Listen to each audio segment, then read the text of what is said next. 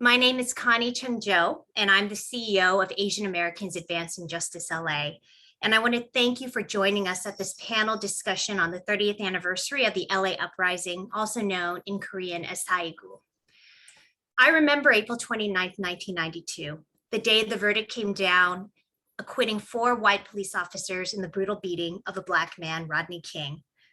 6 days of unrest unfolded, which resulted in 63 deaths and $1 billion in property damage. I saw smoke all over the city that day as I took the school bus home. And my parents said it was too dangerous for me to be outside, so I sat in front of the TV watching the violence unfold. And I heard about my friends, parents, and my own relatives on their business rooftop with guns. And I recall at church that weekend listening to the grown-ups talk about whose businesses had burned down, whose had been looted, who had property insurance, who would rebuild, and what would happen to those who wouldn't recover. I remember 6 months prior, the verdict in the murder of Latasha Harlins, a 15-year-old Black girl who'd been shot in the back and killed by a Korean shop owner, Sunja-do. Although there were legitimate tensions between the Black and Korean communities, I still recall the shock and bewilderment across Los Angeles, including within the Korean community, of how the judge could sentence Du to community service with no jail time for the killing of a teenage girl. The result was a perfect example of the model minority myth. Our criminal justice system put the Korean immigrant woman's life at a higher value than that of a teenage girl who was Black. And when the verdict came down in the King beating just a few months later, it showed once again how anti-Black our criminal justice system was. And there was no wonder there was an uprising in Los Angeles at the incredible injustice, much like we saw all over the country and the world after George Floyd's murder. But the uprising had a disproportionate impact on Korean businesses whose businesses bore 40% of the damages. As Koreatown burned to the ground, while Korean business owners desperately called 911 for help to no avail. The government ignored the pleas of Korean Americans, while 5 miles away in Beverly Hills, it remained unscathed, protected on all sides by police and firefighters. The media framing of the Korean versus Black communities pitted these two communities against one another. Blacks were seen as burning down buildings and looting stores, and Koreans were vigilantes on store rooftops with guns shooting down on the street. There was no nuance or context around the systemic racism and oppression these communities were experiencing, leading up to, during, or after the uprising. As we think about how these two racial movements have taken the forefront of this pandemic, Stop Asian Hate and Black Lives Matter, it's a good opportunity to reflect back on what we know now about how systemic racism impacts our communities of colors and keeps us all down. Anti-Asian hate has been a rude wake-up call that we Asian Americans face discrimination, and the model minority myth has not served us well. It's not to say that all communities of color have experienced racism in the same way, as we must acknowledge the uniqueness of anti-Blackness in this country that goes back 400 years to when Blacks were treated not as subhuman, but as unhuman. Nearly 3 decades after Latasha Harlins, Rodney King, Breonna Taylor, George Floyd, and so many others, it's a question of how much progress we've truly made. However, what I refuse to do is play a game of oppression Olympics in which marginalized communities fight against each other for scraps of attention and resources. Today's panel is not going to solve the long and complex history of racism in our country or heal all the trauma between the Korean and Black Korean and Asian communities. However, we are bringing together today some of our greatest civil rights leaders from 1992 with top media experts to unpack at least one component of this history, which is the media's role in what happened.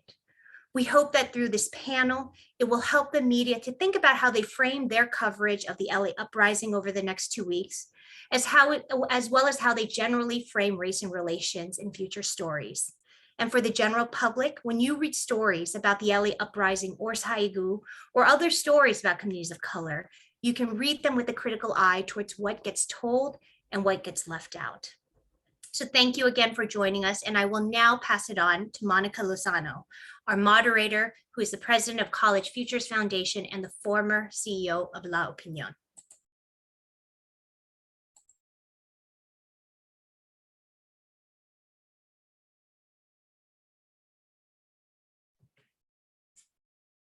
Thank you, Connie. I'm sorry, I had a hard time unmuting there, and that was such an excellent introduction and the framing for today's conversation.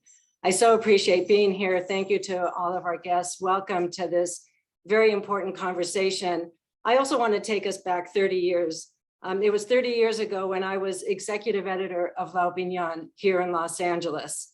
And as the executive editor, I oversaw the newsroom, our journalists, our editors, our photographers, our coverage. And I like to say that our coverage was mission aligned and community based. Our reporters and editors lived in the communities that we covered. They were neighbors with the people that interacted with our media platforms on a daily basis. And it informed the way in which we covered not just our community, but the multiracial aspect of Los Angeles. And it was also during that period of time that I became familiar with and partnered with at least 3 of our esteemed panelists, Angela O, Connie Rice, and Stuart Kuo, who were so committed at the time to not just elevate the issues of their community, but to build bridges across Los Angeles so that we could come together as a broad single community to tackle the sorts of issues that Connie just referenced. And it is from that perspective, as the executive editor of La Opinion, as a member of this community that has for decades been committed to building those sorts of relationships. And as somebody who has participated in media, I bring that perspective to this discussion, and it is why it is such an honor to be with you here today. We are not going to be talking about Spanish language media. We are not going to be talking about the impact on the Latino community. As you heard, today's discussion is really about the situation between the Black and the Korean communities and the underlying structural racist systems that so disadvantaged entire communities for so long. So let me first now talk a little bit about format so we get a sense of how we're going to engage today. I'll be asking questions of our panelists for what now will be probably about the next 30 minutes or so. As you saw, please put your questions into chat, because then we will open it up and take questions from the audience. Unfortunately, we've got a very limited period of time, so we won't be able to take all of your questions, but please feel free to submit them. And then also, as you've heard, we are live streaming on Advancing Justice, Asian American Advancing Justice Facebook page. So we hope you're able to tune in there. So let's go now to the discussion.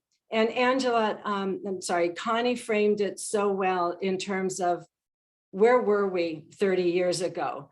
But let me just remind us one more time. As you recall, not in April of 1992, but going back to March of 1991. That was when the video tape was recorded that showed the brutal beating of Rodney King.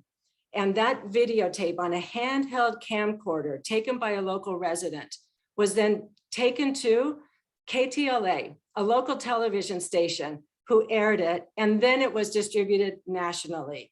And it began the conversation around race relations in Los Angeles that became part of the national discourse for well over a year.